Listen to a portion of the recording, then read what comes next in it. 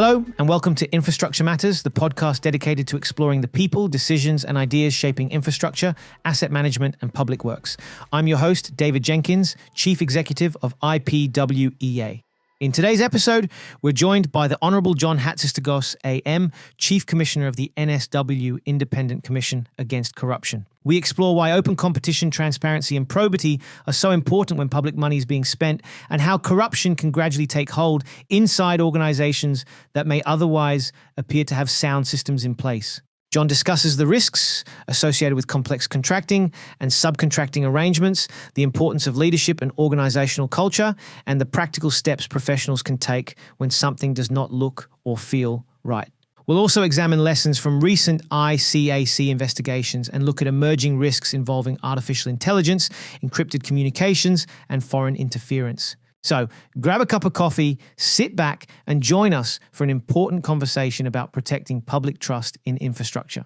Before we begin, a brief disclaimer. The views expressed in this podcast are intended solely to highlight emerging issues, risks and lessons for future learning and discussion. Any references to individuals, organizations or matters discussed should not be interpreted as casting aspersions, making findings or passing judgment on any person or entity. So welcome to Infrastructure Matters podcast, and I want to begin by saying a big thank you to all our listeners and indeed all our guests because we've won an award. We've won a number of awards actually with a US-based organisation for the podcast that we've run. So thank you, because without you listening and obviously to the people that we've had on the show, we wouldn't be able to have that success. So a massive thank you. And today, I am absolutely delighted to welcome the Hon John Hatzistergos AM, Chief Commissioner for the New South Wales Independent Commission Against Corruption. Now, Commissioner, you'll be delighted that you've got a Infrastructure Matters podcast coffee cup. And these, you can't buy these anywhere. So I hope that you enjoy it. What do you think? Well, it's blue and black. It's a beautiful cup, probably made in China. You can't buy these. Two-tone blue. You can't buy these. I'm not sure what the coffee that goes in it will be like. But, we'll get you one afterwards, but you can't buy these. Right? So don't, I'll take your word for it. Yeah, okay. It'll sit on the ICAC display desk. Excellent. So thank you ever so much for coming in and for making the time to talk to us. Thank you for inviting me. Thank you. All right, so we're going to start with an easy question first. So why are public tender processes designed the way they are? And why is open competition so critical to maintaining public trust? What you're talking about is the expenditure of public money for public infrastructure that all of us will use. And it's important that the public accept that the persons who are selected to deliver that work do it in a way which is ethical, through a selection process which is open and transparent, and where public monies are put to good use and are accountable. And that's the reason why tender processes are the way they are, so that people can put in their best bids. They can be assessed against a range of criteria which are quite transparent, which include things such as reliability, their history, their capacity to deliver a project of the nature in kind, their financial viability, so that the public is protected in terms of the taxpayer dollars that are going into the infrastructure. And that all makes sense. So where does it all go wrong? I think there's a number of areas where it can potentially go wrong, and the main one is when you get bad actors involved. And sometimes they don't start off as bad actors, but they become bad actors because they're roped into the scheme. And what we increasingly see at the ICAC is reasonably good structures, but they become corrupted from the inside. And there's a number of reasons why people might be prone to go in that direction. Many of the public officials who are involved in the decision-making are highly skilled and incredibly ethical.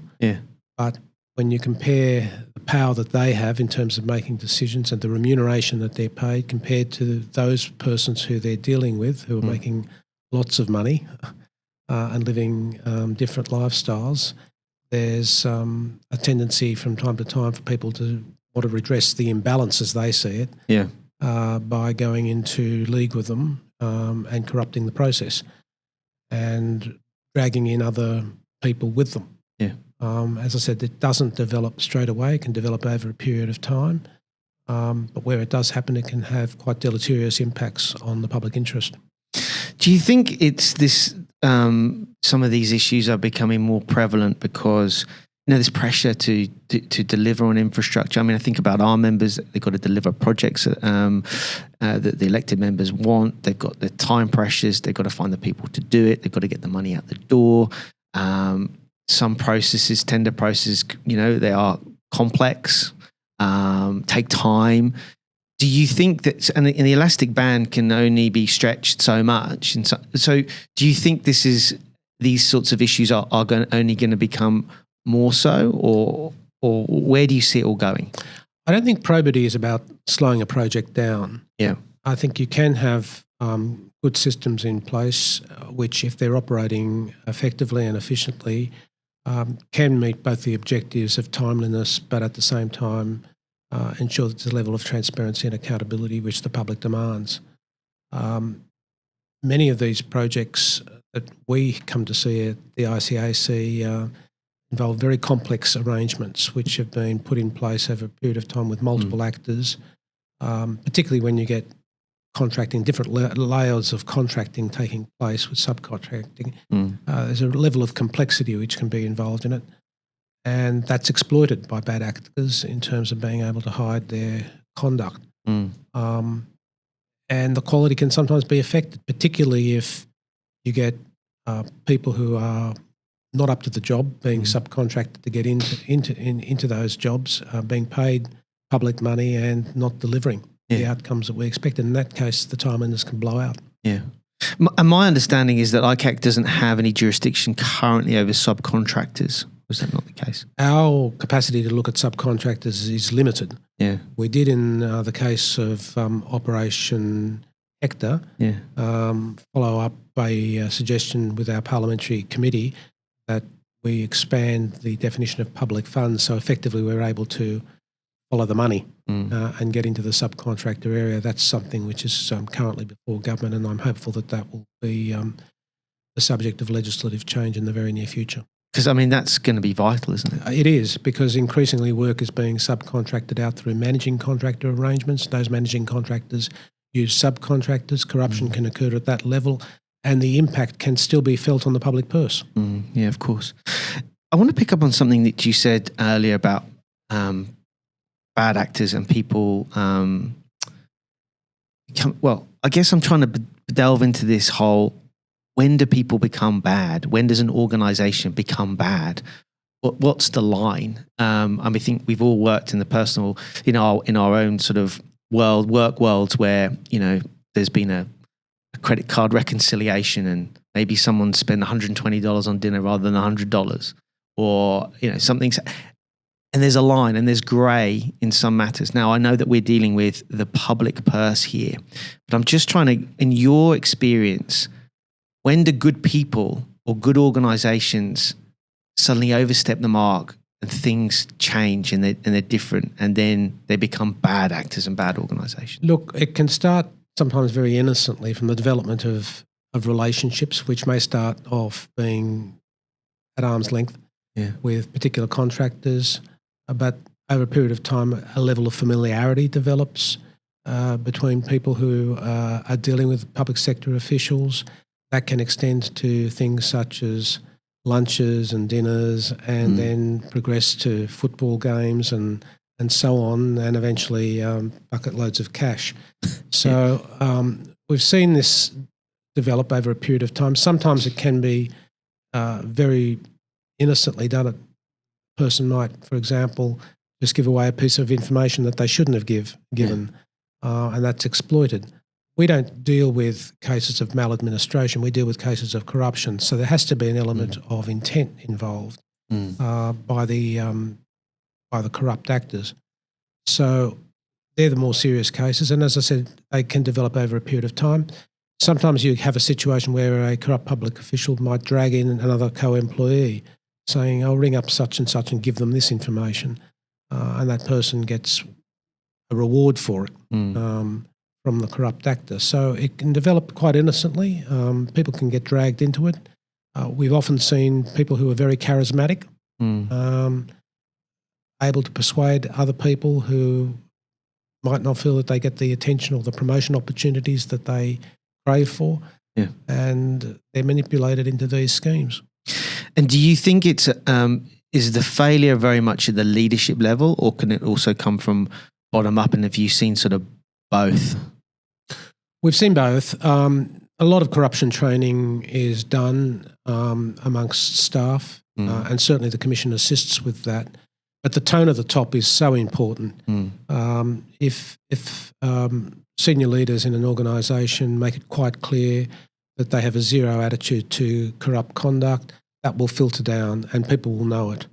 And it's terribly important that it be reinforced day in and day out. And how much of this is, I mean, you've come along here today to talk to us, and we're hugely appreciative of you doing that. And I guess this is sort of the educational element, isn't it? It's just talking about people are being upfront and honest. These are the things that have happened. These are the things you should be aware of. So how much of this is about education versus regulation? The sort of the carrot and the stick type approach. In your opinion? Well, we do a lot of investigations. At the moment, we've got a record number going on. I make it quite clear to public officials that I talk to that ICAC does not seek to be a gotcha agency. We're not here to bring people down as much as we are to lift them up, to raise them to higher standards. So education is incredibly important. If we do an investigation, a major investigation that uncovers corruption, you've identified a couple already in this podcast, there's not a lot of use in just releasing the report with the press release and just let it gathering dust. You've got to go out to communities through opportunities such as this that we're engaged in today to tell them what happened, to explain the circumstances, the weaknesses, to get government to respond to those weaknesses, to be able to, when necessary, bring the bad actors to account through the legal process, but to ensure that people get the message. Because the public sector is different to the private sector. In the private sector, when it's your own money, there's much greater latitude to be able to engage in conduct that might be seen as aberrant in the public sector. Don't get me wrong. I understand that there are, particularly with the Tier 1 companies, there are major restrictions on the way they operate, and they're obviously concerned for their reputations. But for us, it's important because we're seeing the situation where infrastructure in particular is being outsourced through private sector operators, and those persons who engage in contractual arrangements with the public sector need to understand the demands and expectations of the public sector in fulfilling those contracts. Yeah, and I guess, it's so, because you use the word, obviously, when you going through investigations, it's intent, and you're talking about corruption. But do you genuinely think that there are private contractors out there that win public contracts that just don't understand? They just don't know. But then you could also argue that, well, ignorance isn't a form of defence. There's a level of recklessness, I'm sure, among some of them. The levels obviously vary. But when we see, for example, things like collusive tendering and people participating in sham tendering, knowing that there's a preordained person who's going to get it, then it's obviously intentional. When persons are using inducements like money or other benefits in return for information, then it's clearly intentional. So there's different levels, obviously, which it operates, but education and ensuring that people do follow the rules is the best defence that we have of ensuring that the contracts are performed properly. But the other thing that is very important is reporting, and reporting to the ICAC is an essential part of maintaining a corruption-resistant culture. If people know that this sort of behaviour will be referred to authorities such as our office, then they are less likely to engage in it because they know what the consequences will be. And you are very reliant on whistleblowers to be able to tell you what's going on. Although I do understand that I'm not sure if it was Operation Hector or Operation Landan, but one of them where it was it wasn't so much a whistleblower, it was what was being heard on the sort of information was being fed through, it was sort of what was words on the street. But you are very reliant on people whistleblowing, essentially. Well, it's part of what we use in order to be able to gather information. Yeah. But in Operation Landan, Yeah.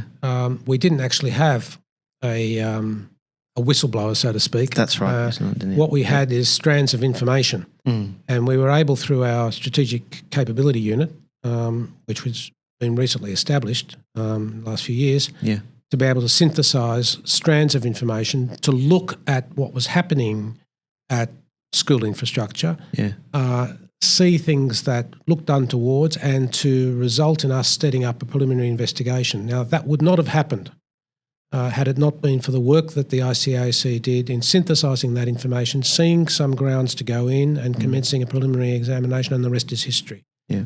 And that's an instance where I know people say, oh, well, you know, school infrastructure was set up to build more schools and to fast-track the delivery of schools. But one of the things that happened in that particular case is that the recurrent expenditure for all the consultancies that were engaged in by the head of school infrastructure, Mr. Manning, were in part funded by drawing a management fee out of the capital budget. So the capacity to be able to deliver the projects was dissipated by the excessive payment of consultancy fees to the various organisations that we identified in our report, which, as it turned out, were closely aligned to his private and personal interests. So let's go into Operation Landan a bit more. Let's delve a little bit deeper. So do you think it was ultimately individual misconduct or a broader failure of organisational culture and governance that got to this point in Landan? I think there are a number of things that happened in that case. One is that the decision was taken to appoint Mr. Manning in circumstances where there was at least a question mark over his appointment. Right. He'd come out of the private sector, he had gone into health infrastructure, he had worked there, and his position at health infrastructure resulted in termination. The circumstances of that termination were never examined when he was appointed as the head of school infrastructure. Second thing that happened is that the setup of the school infrastructure unit was essentially a department within a department. Right. He operated separately. He didn't view any accountability to the secretaries of the Department of Education. He felt that he had a direct relationship with the minister at the time, and he used that to basically ward off any criticisms of his area. He had an advisory council, which was a group of people that had really no power. And I think in his eyes, he saw it as a body that he'd just attend and he'd give them peripheral reports and they'd just sit around and clap. He had a situation where over a period of time, he managed to get rid of any person who was giving him advice in relation to what public sector requirements and expectations were. He just terminated and got rid of them. Right. And he appointed his own people on consultancy arrangements with hugely inflated incomes over an extended period of time. And whenever he'd turn up to the meetings, he was also a deputy secretary in the Department of Education, so he would attend those meetings, but he would hardly make any contribution at all. Yeah. And at the same time as this was happening and the money was being misallocated, and I mentioned previously about the recurrent expenditure being unsustainable for the level of consultancies that he had within the organisation, and he was dissipating the capital budget, there was no interrogation of that issue by the Treasury.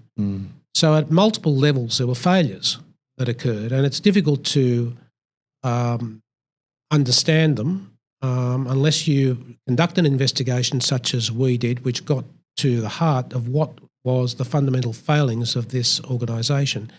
It was a unit which, as I said, was established perhaps with good intent, but it had its own procurement role separate to the department. It had its own human resources area, its own media unit. It operated, as I said, essentially as an autonomous department with lack of accountability.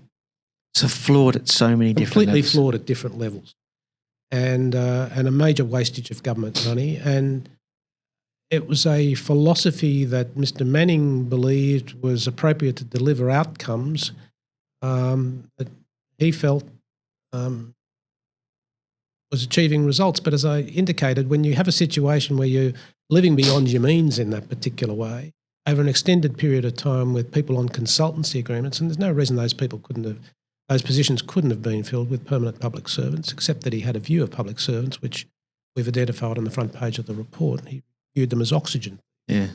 So he had a philosophy. You wonder why he was in the public sector in the event, but that's just part of what we uncovered in that investigation. And as I said, it didn't occur as a result so much of a whistleblower as different strands of information that we were able to collect, which led us to make the investigation landed into a full investigation and ultimately a public inquiry. When you go through all these investigations and the outcomes, do you think it?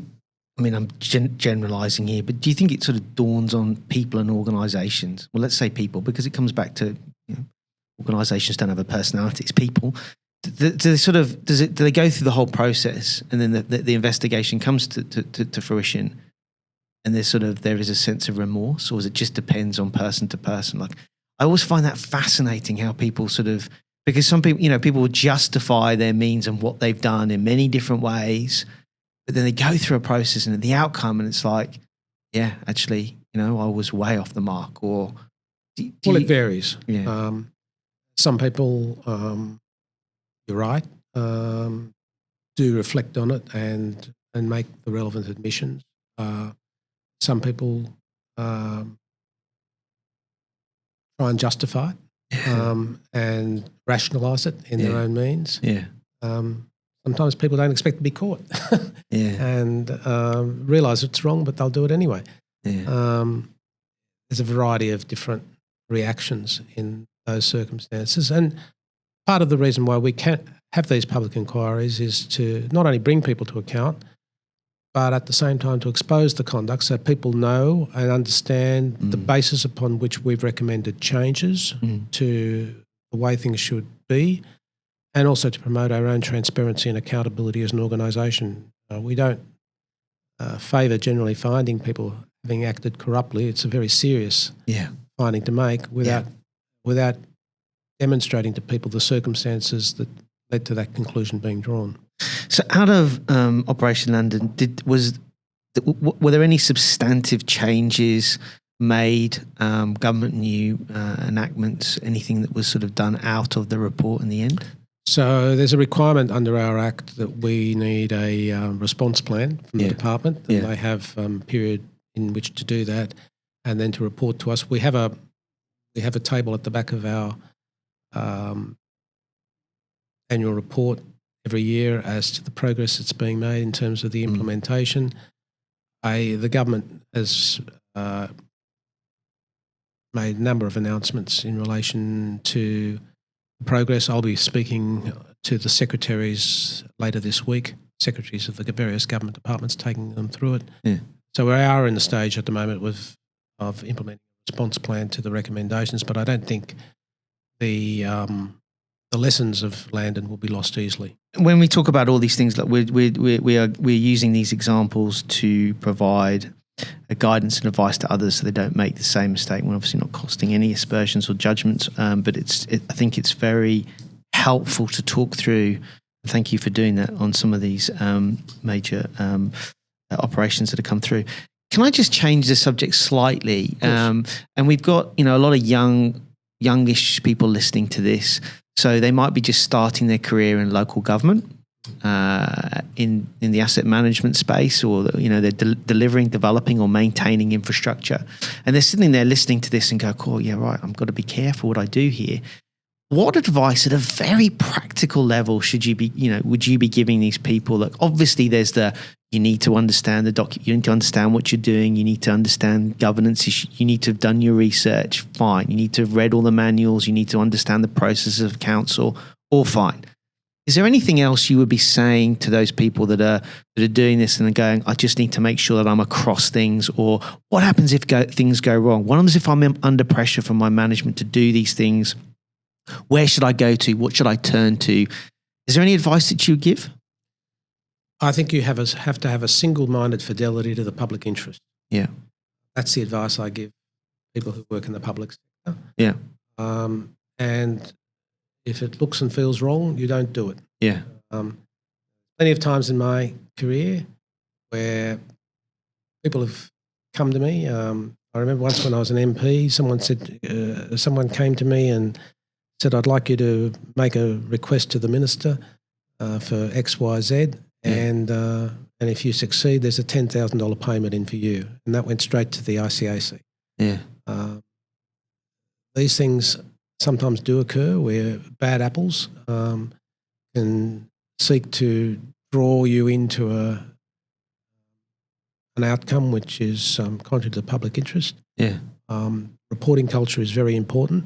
There are people who will provide support to you. Yeah.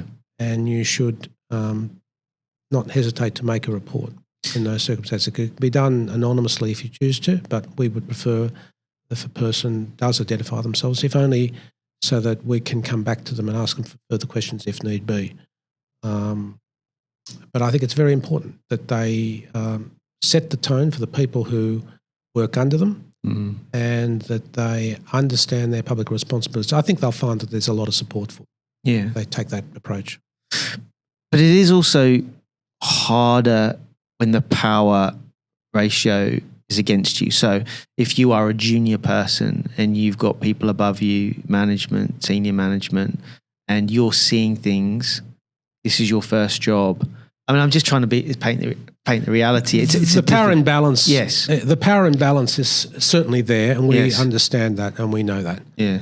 And we certainly do take that into account. But reporting is a very useful mechanism of being able to deal with those situations because we can sometimes intervene very quickly if we're aware of it, even if they do feel that they come under that form of pressure, and we can give them assistance and guidance and protect them. Look, very often in these situations, it's extremely important.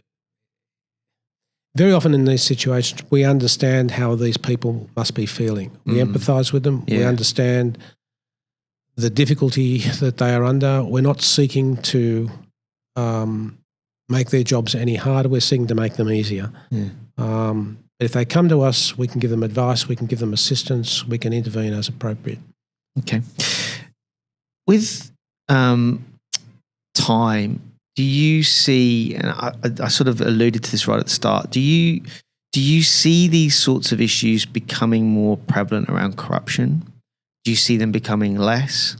And if there is anything that you could do, whether that be change in reform, greater penalties, whatever that might be, to stop future corruption, what would that be?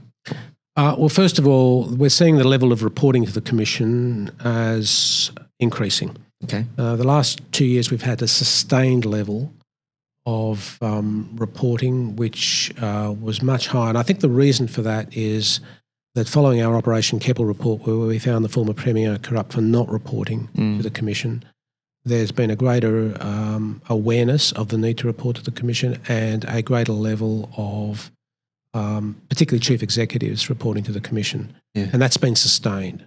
So much so that we've had to add a fourth investigation team recently to the Commission. The second thing we've seen is the number of investigations that we're undertaking at an all-time high. So we're now at about 21, I think, investigations, and of those, around 12 to 13 are full investigations. Now, these are complex. You can see the size of these reports. They're very substantial and they're very complex matters. And our Act requires us to deal with matters that are serious or systemic. So the level of reporting's gone up, the amount of investigation's gone up, the amount of education that we're undertaking has increased. The public sector has also grown. When it comes to infrastructure, you're aware of the infrastructure budgets of government. They're always sizable. There's big amounts of money involved. And the temptation to be involved in corrupt activities, especially with the government's involved, because sometimes the government's seen as an easy target, is substantial. And that's why organisations such as us exist. As to whether, generally speaking, in society there's more or less corrupt conduct, it's difficult to be able to say. But organisations such as ours are there to expose it, to prevent it, and also to bring the bad players to account. In terms of proposals for change, we have successfully managed to get legislation through the Parliament which requires both ministers and heads of department to report to us on the changes following our report, and we report on that in the back of our annual report and also on our website. We expect to be getting powers soon to be able to deal with the situation of subcontractors and the flow of public monies. We are increasingly using the Crime Commission to be able to use their powers in order to be able to obtain the ill-gotten gains of those persons. And we saw in Operation Landan recently circumstances where the Crime Commission were engaged in confiscation action. And that's going to be an increasing feature of the way we do our work. There are new areas of risk that we are also focused on, particularly in the area of artificial intelligence and also in the area of foreign interference. And we're already working in those areas amongst the interest groups to ensure that the public interest is safeguarded.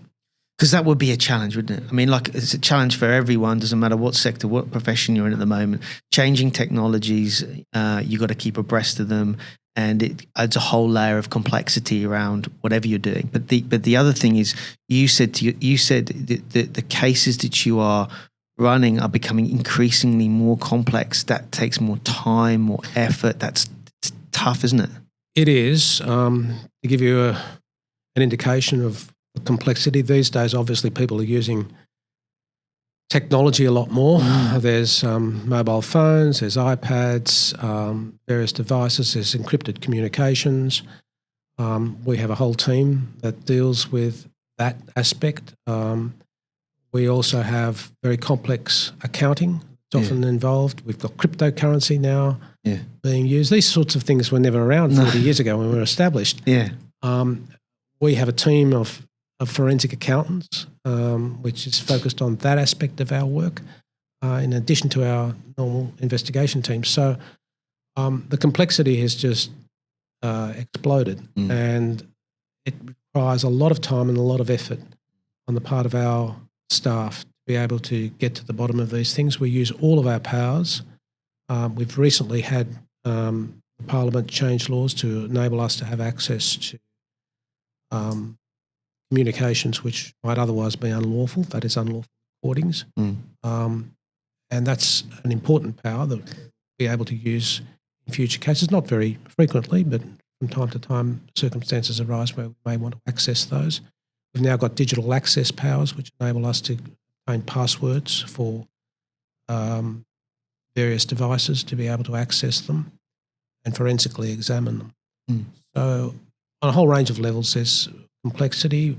Foreign interference is also adding an aspect of complexity. We're seeing, because of the involvement of foreign players, foreign languages being used. And we're looking at foreign language models to be able to interpret some of this material and to be kept abreast of it and to understand the interaction between that and the public sector.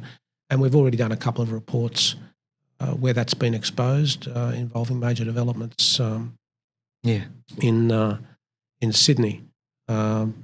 One in Canada Bay Council and the other one in Georges River Council. So all this stuff is real in terms of the foreign interference stuff. Do you enjoy it? Look, my background is varied, as you would be aware. I've had a range of different experiences, and the aspect of this position which I have found most attractive is the fact that it combines my skills, my experience and my values. And I'm feel every day very privileged that I have the opportunity to work with an inspiring group of people. You never do anything alone. No. Who support you and who join you in the mission that we're involved in. And so I feel very satisfied with the support that I get, not only from within the Commission, but also from the government, who have provided the resources to us to enable us to do the work that we do. And I hope that they see value in what we do. I certainly feel that we've made a contribution, which is very important. I hope others see it the same way, and that they continue to support our work past my term expiring.